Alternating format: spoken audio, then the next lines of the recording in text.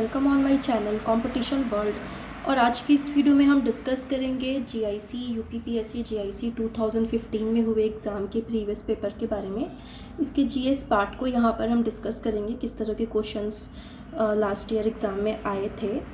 ये फॉर्म 2015 में फिल हुआ था, लेकिन इसका जो एग्ज़ाम हुआ था वो 25 सितंबर 2016 को लिया गया था। सो यहाँ पर वीडियो हम स्टार्ट करते हैं। सबसे पहले देखते हैं क्वेश्चन नंबर 1। यूनियन बजट 2016-17 में प्रस्तावित किसान कल्याण उपकर को निम्नलिखित में से किसके साथ संहित किया गया है? नियम कर, सेवा कर, केंद्रीय उत्पाद शुल्क या फिर पेट्रोलियम पदार्थों पर उत्पाद शुल्क। यहाँ पर इसका राइट आंसर हो जाएगा सेवा कर। नेक्स्ट क्वेश्चन हम देख लेते हैं। भारत में छठी आर्थिक जनगणना किस वर्ष में पूरी हुई थी? 2009-10, 2010-11, 2012-13 या फिर 2013-14। तो यहाँ पर इसका जो राइट आंसर हो जाएगा वो हो जाएगा ऑप्शन नंबर डी, 2013 एंड 14 में। यहाँ पर इसको हम थोड़ा सा ब्रीफ कर लेते हैं। आर्थिक गणना के आंकड़े भारत सरकार के सांख्यिकी और कार्यान्वयन मंत्रालय के द्वारा जारी किए जाते हैं। ये ध्यान में रखना है आपको कि ये किसके द्वारा जारी किया जाता है। देश के सभी राज्यों और केंद्र शासित प्रदेशों में छठी आर्थिक गणना जनवरी 2013 से अप्रैल 2014 के दौरान की गई थी। नेक्स्ट क्वेश्चन हम देख लेते हैं। 88वें ऑस्कर 2016 में सर्वश्रेष्ठ फिल्म का पुरस्कार दिया गया। ऑप्शन नंबर ए स्पॉटलाइट को, ऑप्शन नंबर बी रूम को, option number see the big shot को या फिर ऑप्शन नंबर डी दी रेवेनेंट को। यहाँ पर ये ऑप्शंस रॉन्ग दे रखे हुए हैं, इनमें से कोई भी ऑप्शन यहाँ पर सही नहीं है। तो यहाँ पर इसको हम देख लेते हैं कि आंसर में क्या चीज़ें कही गई हैं। तो यहाँ पर हम देखते हैं कि ऑस्कर पुरस्कार जो होता है वो फिल्म उद्योग क्षेत्र का सर्वाधिक प्रतिष्ठित अकादमिक पुरस्कार होता है, जिसे academy of motion picture arts and sciences AMPAS, इसका फुल फॉर्म आपको ध्यान में रखना है। ऑस्कर इसके द्वारा प्रदान किया जाता है। 24 श्रेणियों में 24 सीरीज़ में अलग अलग क्षेत्रों में इसको फिल्म से रिलेटेड ही अलग अलग क्षेत्रों में इसको प्रदान किया जाता है। यहाँ पर 92वें ऑस्कर पुरस्कार 2020 में सर्वश्रेष्ठ फिल्म का पुरस्कार बॉन्ग जून हो द्वारा निर्देशित फिल्म पैरासाइट को दिया गया था। और वर्ष 2020 में ऑस्कर पुरस्कारों में सर्वश्रेष्ठ अभिनेता का पुरस्कार जोवाकिन फिनिक्स तथा सर्वश्रेष्ठ अभिनेत्री का पुरस्कार रेनी जेलवेगर को प्रदान किया गया था। तो यहाँ पर 92 वाले ऑस्कर पुरस्कार के बारे में यहाँ पर कहा गया है, जो कि 2020 में ये दिया गया था। यहाँ पर ये ऑप्शंस रॉन्ग हैं, इसलिए इसमें से किसी भी ऑप्शन को राइट नहीं माना जा सकता। नेक्स्ट क्वेश्चन हम देख लेते हैं। भारत ने रेल बजट 2016 में घोषित की गई पूरी तरह थर्ड AC नई ट्रेन का क्या नाम है? अंत्योदय, हमसफ़र, उदय या फिर तेजस। तो यहाँ पर ये जो पूरी तरह से जो थर्ड AC वाली ट्रेन है उसका नाम है हमसफ़र। अब इसके बारे में हम थोड़ा सा डिस्कस कर लेते हैं। यहाँ हम देखते हैं कि भारत के तत्कालीन रेल मंत्री मीन्स 2016 में जो रेल मंत्री थे वो थे सुरेश प्रभु। इन्होंने वर्ष 2016-17 के लिए घोषित रेल बजट में पूरी तरह से थर्ड AC से सुसज्जित ट्रेन का नाम हमसफ़र है, जिसको इन्होंने घोषित किया। इस ट्रेन में फ्लैक्सी फेयर सिस्टम को लागू किया गया है, अर्थात जैसे जैसे सीटें कम बचेंगी किराया बढ़ता चला जाएगा। पहली हमसफ़र ट्रेन गोरखपुर से आनंद विहार के बीच में चलाई गई है। वर्तमान में रेल बजट को 1 फरवरी 2017 के बजट से आम बजट में समाहित कर लिया गया है। तो इस तरह के भी क्वेश्चंस आ रहे हैं, आपको इस तरह के क्वेश्चंस पर भी ध्यान देना है। करंट अफेयर्स को बहुत अच्छे से पढ़ना है आपको। नेक्स्ट क्वेश्चन हम देख लेते हैं। निम्नलिखित में से किस देश की संसद विश्व की पहली पूर्णतः सौर ऊर्जा संचालित संसद हुई है? बांग्लादेश, चीन, जर्मनी या फिर पाकिस्तान? तो यहाँ पर जो राइट आंसर हो जाएगा वो है option number D, Pakistan. Pakistan देश की ऐसी पाकिस्तान में देश का संसद है जो कि पूरी तरह से सौर ऊर्जा से, सोलर एनर्जी से जो संचालित है। इसके बारे में थोड़ा सा हम डिटेल देख लेते हैं। पाकिस्तान की संसद सौर ऊर्जा से संचालित होने वाली दुनिया की पहली इमारत बन गई है। बिल्कुल ध्यान में रखना है पाकिस्तान इस चीज़ में, यहाँ पर ये नंबर 1 है। इस्लामाबाद जो कि पाकिस्तान की राजधानी है स्थित संसद भवन में चीन के सहयोग से सोलर पैनल का काम पूरा किया गया और पाकिस्तान के संसद का सौर ऊर्जा संयंत्र 80 मेगावाट बिजली पैदा करेगा। संसद के लिए 62 मेगावाट बिजली की आवश्यकता है और 18 मेगावाट बिजली राष्ट्रीय ग्रिड को दी जाएगी। इजराइल की संसद नेसेट भी आंशिक रूप से सौर ऊर्जा से संचालित है। यहाँ पर हमें 2-3 पॉइंट्स मिल रहे हैं। सबसे पहले तो हम देख रहे हैं कि जो संसद है, पाकिस्तान की संसद है, वो पूरी तरह से सोलर एनर्जी पर डिपेंडेंट है और ऐसी ये विश्व की, वर्ल्ड की ये पहली ऐसी इमारत बन गई है। दूसरा हम देखते हैं कि ये चीन के द्वारा, यहाँ पर चीन ने इसको हेल्प की है इसके लिए। और थर्ड पॉइंट यहाँ पर हम देखते हैं कि इजराइल में भी जो संसद है वो भी आंशिक रूप से, वहाँ पर भी सोलर एनर्जी को वहाँ पर भी यूज़ किया जाता है और इजराइल के संसद को नेसेट कहा जाता है। तो यहाँ पर हमें 3-4 पॉइंट यहाँ पर हमें क्लियर हो रहे हैं। नेक्स्ट क्वेश्चन हम देख लेते हैं।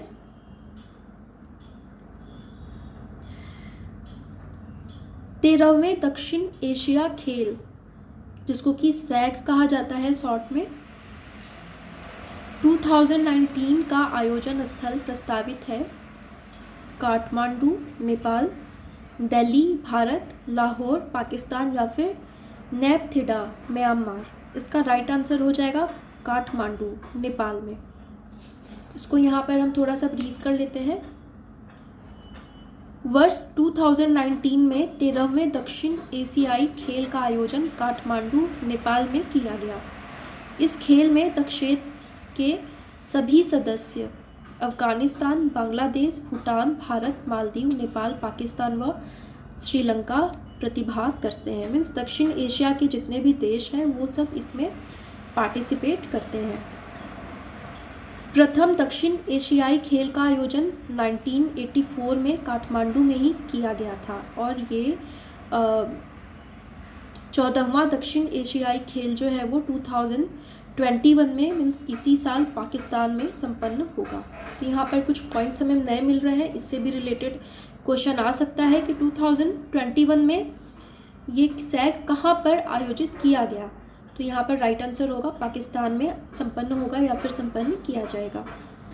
नेक्स्ट क्वेश्चन हम देख लेते हैं। निम्नलिखित में से आम की किस प्रजाति को भारत से निर्यात हेतु सर्वाधिक प्राथमिकता दी जाती है? लंगड़ा आम, चौसा आम, अल्फांसो आम और फजली आम, अलग अलग आम की प्रजातियां हैं। और यहाँ पर भारत से जो सबसे ज़्यादा निर्यात किया जाता है, दूसरे देशों में जो भेजा जाता है भारत से, वो है अल्फांसो, एक आम का एक प्रकार है। इसको देख लेते हैं ये कहाँ कहाँ पाया जाता है। अल्फांसो भारत का सबसे खास किस्म का आम है। इसके अन्य नाम हापुस, महाराष्ट्र में इसको हापुस कहा जाता है और कर्नाटक में इसको आपूस कहा जाता है। और अल्फांसो का सबसे ज़्यादा निर्यात इंडिया से किया जाता है। नेक्स्ट क्वेश्चन हम देख लेते हैं। निम्नलिखित में से किस फसल से तेल और रेशा दोनों ही पर्याप्त मात्रा में प्राप्त होते हैं? 4 ऑप्शन दिए गए हैं। ऑप्शन है ए है सनई, ऑप्शन बी सरसों, ऑप्शन सी जूट और ऑप्शन डी अलसी।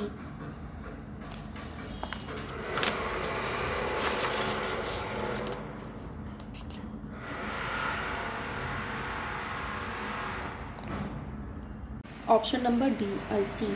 भारत में प्रमुख तिलहनी फसलें जैसे सरसों, अलसी, सोयाबीन और मूंगफली है। अलसी या तीसी ऐसी तिलहनी फसल है जिससे कि प्रचुर मात्रा में तेल और रेशा दोनों ही प्राप्त किया जाता है। सनई एवं जूट भी रेशेदार पौधे हैं, लेकिन इनसे तेल नहीं मिलता है। मीन्स ये ध्यान में रखना है कि अलसी से हमें तेल और रेशा दोनों ही प्राप्त होता है। नेक्स्ट क्वेश्चन हम देख लेते हैं।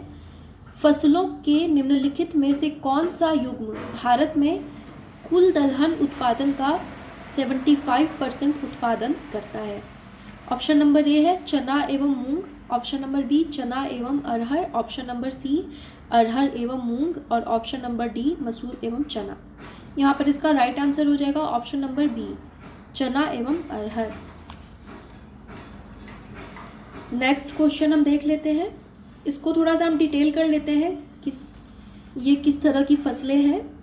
यहाँ हम देखते हैं कि भारत विश्व का सर्वाधिक दलहन उत्पादक एवं उपभोक्ता देश है। मीन्स यहाँ पर सबसे ज़्यादा दलहन को यूज़ भी किया जाता है और सबसे ज़्यादा उत्पादन यहीं पे होता है। हमारे देश में दालें रबी, खरीफ एवं जायद तीनों ही चक्रों में उत्पादित की जाती हैं। आई होप आपको इसके बारे में पता होगा, रबी, खरीफ और जायद फसलों के बारे में।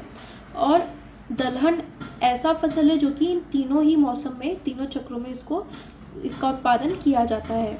भारत में कुल दलहन उत्पादन का 75% चना एवं अरहर का उत्पादन होता है। इसके अतिरिक्त प्रमुख दालों में मटर, मूंग, उड़द और लोबिया शामिल है। फलीदार होने के कारण ये फसलें मिट्टी में नाइट्रोजन की मात्रा में भी वृद्धि करती हैं।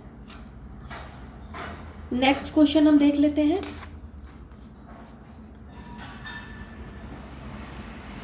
ब्रह्मोस मिसाइल को संयुक्त रूप से विकसित किया गया है भारत और जापान ने, भारत और अमेरिका ने, भारत और रूस ने, भारत और बांग्लादेश ने। इसका राइट आंसर हो जाएगा ऑप्शन नंबर सी भारत और रूस ने इसको डेवलप किया है। नेक्स्ट क्वेश्चन हम देख लेते हैं। निम्नलिखित में से कौन सा सही सुमेलित नहीं है? विटामिन ए गाजर, विटामिन ई ताड़ का तेल, विटामिन डी कॉड यकृत तेल और विटामिन बी धान की भूसी। यहाँ पर हम देखते हैं कौन सा सही से सुमेलित नहीं है, कौन सा राइट पेयर यहाँ पर नहीं बना पा रहा है, वो है option number D. Vitamin B जो है वो धान की भूसी से नहीं मिलता है। बाकी ये जो तीनों पेयर हैं विटामिन ए, विटामिन ई और विटामिन डी, ये करेक्ट है। इसको थोड़ा सा हम और डिटेल में देख लेते हैं।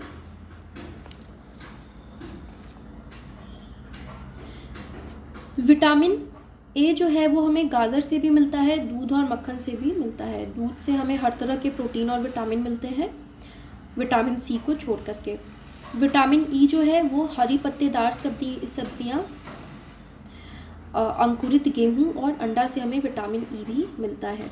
विटामिन डी हमें धूप से मिलता है, मछली के तेल से मिलता है और यकृत तेल से भी मिलता है। विटामिन B6 हमें दूध, यीस्ट, मांस, सब्जी और दालों से विटामिन B6 हमें मिलता है। लेकिन जो धान की भूसी होती है उसमें क्या होता है, उससे हमें विटामिन ई मिलता है, ना कि विटामिन बी। तो यहाँ पर जो फोर्थ पेयर है वो यहाँ पर रॉन्ग है। नेक्स्ट क्वेश्चन हम देख लेते हैं। कीटभक्षी पौधे जिस मृदा में उगते हैं उसमें अल्पता होती है नाइट्रोजन की, मैग्नीशियम की, कैल्शियम की और पोटेशियम की। यहाँ पर राइट आंसर हो जाएगा नाइट्रोजन की। मीन्स नाइट्रोजन में इस तरह के पौधे उगते हैं। इसको थोड़ा सा डिटेल में देख लेते हैं। कीटभक्षी पौधे मांसाहारी पादप कहे जाते हैं।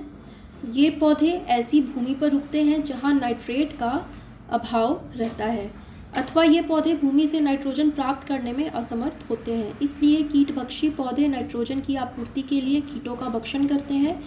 मेघालय में पाया जाने वाला घटपर्णी एक कीटभक्षी पौधा होता है जो कि कीटों को खा लेता है। और जहाँ पर जिस मिट्टी में नाइट्रोजन की कमी होती है वहाँ पर इस तरह के पौधे ज़्यादातर निकलते हैं। नेक्स्ट क्वेश्चन हम देख लेते हैं। निम्नलिखित में से कौन सा जैव अणु एक प्रकार का प्रोटीन है?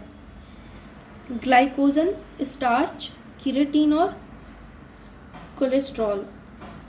ये 2017 के पेपर में भी ये क्वेश्चन आया था, मीन्स ये रिपीटेड क्वेश्चन है। आपने मेरी वीडियो नहीं देखी होगी, लास्ट वीडियो मैंने बनाई थी 2017 में वो एग्ज़ाम के प्रीवियस पेपर पर, उसको आप देख सकते हैं प्लेलिस्ट में जाकर, डिस्क्रिप्शन में आपको उसका लिंक मिल जाएगा। तो यहाँ पर हम देखते हैं कि प्रोटीन, इसका राइट आंसर हो जाएगा option number C, keratin. Next question हम देख लेते हैं। यहाँ पर आगे हम देखते हैं मैथ्स का पार्ट आ गया है। मैथ्स भी यहाँ पर 3 से 4 मैथ्स भी हैं, तो आप अपने मैथ्स पोर्शन पर भी ध्यान दें।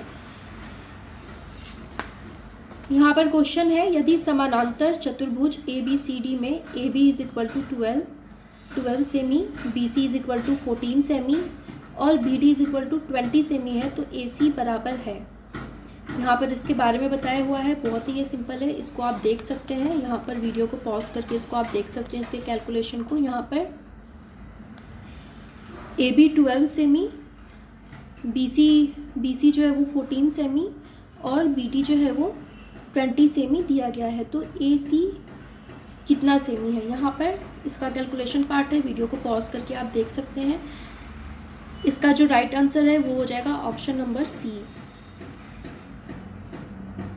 ऑप्शन नंबर डी इसका राइट आंसर होगा, 2√70 सेमी। नेक्स्ट क्वेश्चन हम देख लेते हैं। यदि 7 आदमी और 5 लड़के 168 हेक्टेयर फसल 18 दिनों में काट सकते हैं, तो 15 लड़के और 5 लड़के 700 हेक्टेयर फसल कितने दिन में काट पाएंगे, जबकि एक आदमी एक लड़के के 3 गुना अधिक काम कर लेता है। यहाँ पर 4 ऑप्शन दिए गए हैं, 30 days, 35 days, 39 days and 40 days. यहाँ पर इसका कैलकुलेशन पार्ट मैं आपको दिखा देती हूँ, आप वीडियो को पॉज करके देख सकते हैं। एंड यहाँ पर इसका जो राइट आंसर हो जाएगा वो हो जाएगा ऑप्शन नंबर सी, 39 डेज।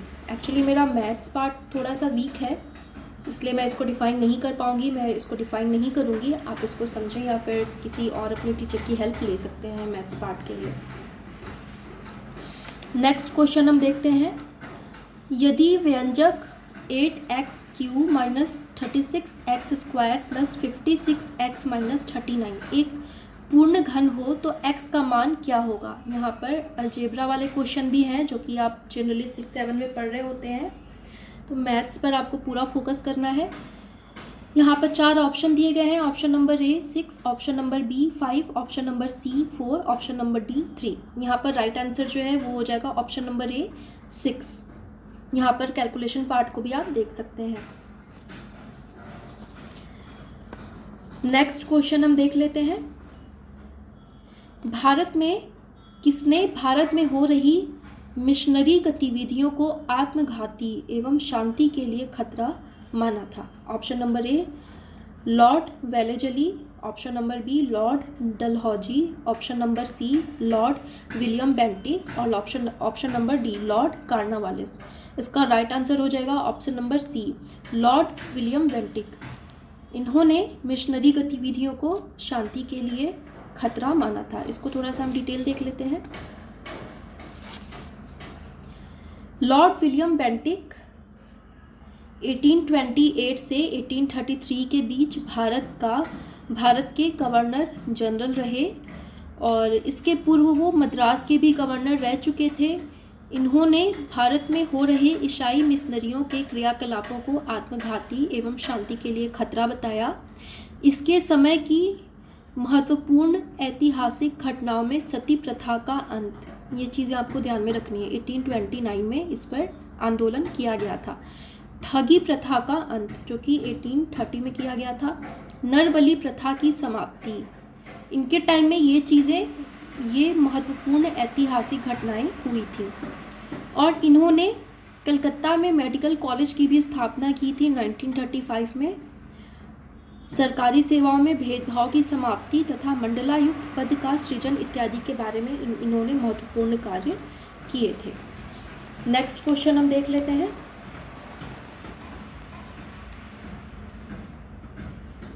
भारतीय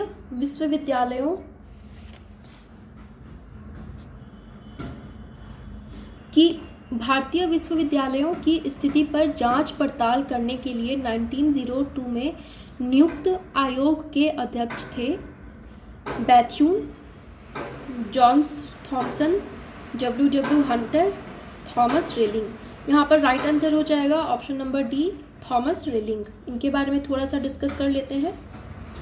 ये शिक्षा नीति से रिलेटेड है। शिक्षा नीति को भी आपको ध्यान में रखनी है, जो जो इम्पोर्टेंट शिक्षा नीतियाँ आई हैं अब तक 1986, करंट शिक्षा नीति को भी आप अच्छे से पढ़ के जाएँ। यहाँ पर हम देखते हैं कि 1901 में कर्जन ने भारत के उच्चतर शिक्षा एवं विश्वविद्यालय अधिकारियों का एक सम्मेलन शिमला में बुलाया। शिमला में पारित प्रस्ताव शिमला प्रस्ताव के नाम से प्रसिद्ध हुआ। शिमला प्रस्ताव की तीखी आलोचना से विवश होकर कर्जन ने 1902 में थॉमस रैले की अध्यक्षता में विश्वविद्यालय आयोग की स्थापना की, जिसका मुख्य उद्देश्य विश्वविद्यालयी शिक्षा की जांच पड़ताल कर अपनी रिपोर्ट देना था। रैले कमीशन की रिपोर्ट के आधार पर ही भारतीय विश्वविद्यालय अधिनियम 1904 पारित हुआ। नेक्स्ट क्वेश्चन हम देख लेते हैं। भारत में अंग्रेजों के शासनकाल में सभी तीनों गोलमेज सम्मेलन आयोजित हुए थे, दिल्ली में, लंदन में, बॉम्बे में या फिर कलकत्ता में। इसका राइट आंसर हो जाएगा लंदन में, कि ये जितने भी गोलमेज सम्मेलन करते थे वो लंदन में करते थे और इसकी तीखी आलोचना भी हुई थी। आगे इसको थोड़ा सा हम डिटेल में देख लेते हैं। साइमन कमीशन के रिपोर्ट पर विचार करने के लिए ब्रिटिश सरकार द्वारा लंदन में गोलमेज सम्मेलनों का आयोजन किया गया। प्रथम गोलमेज सम्मेलन का आयोजन 12 नवंबर 1930 से 13 जनवरी 1931 तक, द्वितीय गोलमेज सम्मेलन का आयोजन 7 सितंबर 1931 से 1 दिसंबर 1931 तक तथा द्वितीय गोलमेज सम्मेलन का आयोजन 17 नवंबर 1932 से 24 दिसंबर 1932 तक हुआ। गांधी जी ने कांग्रेस के प्रतिनिधि के रूप में द्वितीय गोलमेज सम्मेलन में भाग भी लिया था। प्रथम एवं तृतीय गोलमेज सम्मेलनों का कांग्रेस के द्वारा बहिष्कार किया गया था। नेक्स्ट हम देख लेते हैं। दिल्ली दरबार आयोजित हुआ था 1913 में, 1912 में, 1911 में और 1910 में। इसका राइट आंसर हो जाएगा 1911 में। इसको थोड़ा सा हम डिस्कस कर लेते हैं। दिसंबर 1911 में ब्रिटिश सम्राट जॉर्ज पंचम एवं महारानी मैरी के भारत आगमन पर स्वागत हेतु दिल्ली दरबार का आयोजन किया गया था। दिल्ली दरबार के अवसर पर ही 12 दिसंबर 1911 में बंगाल विभाजन के रद्द करने की घोषणा तथा दिल्ली को कलकत्ता की जगह नई राजधानी बनाने की घोषणा की गई थी। पहले कलकत्ता राजधानी थी, फिर बाद में दिल्ली को राजधानी बनाने पर विचार किया गया। नेक्स्ट क्वेश्चन हम देख लेते हैं। नीचे दिए गए कूट से निम्नलिखित देशों के उत्तर से दक्षिण की अवस्थिति का सही अनुक्रम चुनिए। अर्जेंटीना, मैक्सिको, स्पेन और मंगोलिया। इनका एक सीक्वेंस को चुनना है, किस सीक्वेंस में ये कंट्रीज़ हैं। इसका राइट सीक्वेंस बनेगा मंगोलिया, स्पेन, मैक्सिको और अर्जेंटीना। नेक्स्ट क्वेश्चन हम देख लेते हैं। भारत में निम्नलिखित में से कौन सा राज्य वर्ष 2015-16 में फलों के उत्पादन में शीर्षस्थ रहा है? गुजरात, कर्नाटक, महाराष्ट्र और उत्तर प्रदेश। इसका राइट आंसर हो जाएगा option number C, Maharashtra. Next question हम देख लेते हैं। यहाँ पर निम्नलिखित में से कौन सा पेयर सही सुमेलित नहीं है? बांदीपुर, कर्नाटक, पाखल, मध्य प्रदेश, शिकरी देवी, हिमाचल प्रदेश, दची ग्राम, जम्मू एंड कश्मीर। यहाँ पर इसका जो राइट आंसर है वो हो जाएगा option number B, Pakhal Madhya Pradesh में नहीं है। इसको थोड़ा सा डिटेल में देख लेते हैं। पाखल वन्यजीव अभयारण्य तेलंगाना राज्य में अवस्थित है और इस अभयारण्य में विभिन्न प्रकार के संकटापन्न जो कि लुप्तप्राय हो चले हैं जानवर जैसे बाघ, तेंदुआ, बिल्ली, रीछ, जंगली कुत्ते, चीता आदि शरण लिए हुए हैं। तो यहाँ पर ध्यान में रखना है कि पाखल वन्यजीव अभयारण्य तेलंगाना में है। नेक्स्ट क्वेश्चन हम देख लेते हैं।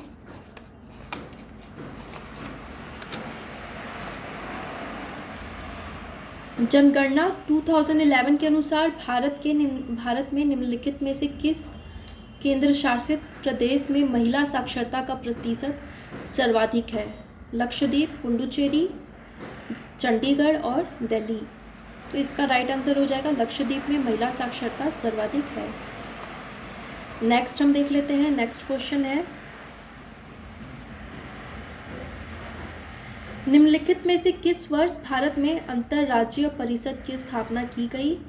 1988, 1990, 1992 और 1994। इसका राइट आंसर हो जाएगा 1990। यहाँ पर थोड़ा सा ब्रीफ कर लेते हैं, इसको डिटेल में देख लेते हैं थोड़ा सा। संविधान के अनुच्छेद 263 में राज्यों के मध्य समन्वय के लिए अंतर्राज्यीय परिषद की गठन की व्यवस्था है और अंतर्राज्यीय परिषद का गठन सरकारिया आयोग की अनुशंसा पर 28 मई 1919 को किया गया था।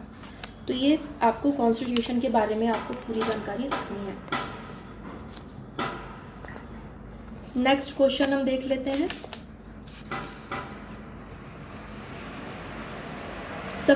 भारतीय संविधान के निम्नलिखित में से किस संशोधन में पंचायतों को संवैधानिक दर्जा प्रदान किया है? पंचायती राज से भी काफ़ी क्वेश्चंस आते हैं और ये क्वेश्चन नेट के एग्जाम में भी आ चुका है। इसका राइट आंसर हो जाएगा ऑप्शन नंबर सी। 73वें संशोधन में पंचायतों को संवैधानिक दर्जा प्रदान किया गया है। नेक्स्ट क्वेश्चन हम देख लेते हैं। निम्नलिखित में से कौन से राज्य का नीति निर्देशक सिद्धांत भारतीय संविधान में बाद में जोड़ा गया? ग्राम पंचायतों का गठन, मुक्त कानूनी सहायता, समान नागरिक संहिता और समान नागरिक संहिता। इसका राइट आंसर हो जाएगा ऑप्शन नंबर बी, मुक्त कानूनी सहायता। नेक्स्ट क्वेश्चन हम देख लेते हैं। भारत में राष्ट्रीय विकास परिषद कब गठित की गई? 26 जनवरी 1950, 15 मार्च 1950, 6 अगस्त 1951 एंड 6 अगस्त 1952। इसका राइट आंसर हो जाएगा ऑप्शन नंबर डी, 6 अगस्त 1952। नेक्स्ट क्वेश्चन हम देख लेते हैं।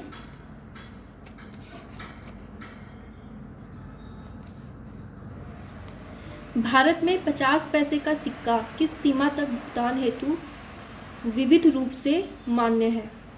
Option number A 1, option number B 5 रुपये, ऑप्शन नंबर सी 10 रुपये, ऑप्शन नंबर डी 50 रुपये। इसका राइट आंसर हो जाएगा option number A. Option number C इसका राइट आंसर हो जाएगा। 10 रुपये तक में आप 50 पैसे का सिक्का दे सकते हैं। लास्ट क्वेश्चन हम देख लेते हैं। उत्तर प्रदेश में खाद्य सुरक्षा कानून किस समय लागू किया गया था? 1 मार्च 2016, 1 मार्च 2015, 1 मार्च 2014 और 1 अगस्त 2015। इसका राइट आंसर हो जाएगा ऑप्शन नंबर ए, 1 मार्च 2016। इस टाइम में यहाँ पर खाद्य सुरक्षा कानून को लागू किया गया था। तो यहाँ पर हम देख रहे हैं प्रीवियस क्वेश्चंस को यहाँ पर हम एनालिसिस करते हुए कह सकते हैं कि करंट अफेयर्स से काफ़ी क्वेश्चंस आ रहे हैं। आप अगर 2021 में एग्ज़ाम दे रहे हैं तो आपको 2020 और 2021 अब तक की पूरी करंट अफेयर की जानकारी होनी चाहिए। क्या चीज़ें नई चीज़ें हो रही हैं, क्या नई नई चीज़ें बन रही हैं, किसको किस क्षेत्र में पुरस्कार दिया गया, इन सब चीज़ों की पूरी नॉलेज आपको होनी चाहिए। साथ ही साथ में आप हिस्ट्री की भी पूरी जानकारी रखें। ज्योग्राफी से भी क्वेश्चंस आ रहे हैं। कॉन्स्टिट्यूशन तो बिल्कुल एवरग्रीन टॉपिक होता है, किसी भी कॉम्पिटिटिव एग्ज़ाम में ऐसे क्वेश्चंस होते ही होते हैं। और साथ में मैथ्स के भी 2 से 3 क्वेश्चंस यहाँ पर आ रहे हैं। तो ये चीज़ें आपको ध्यान में रखनी है।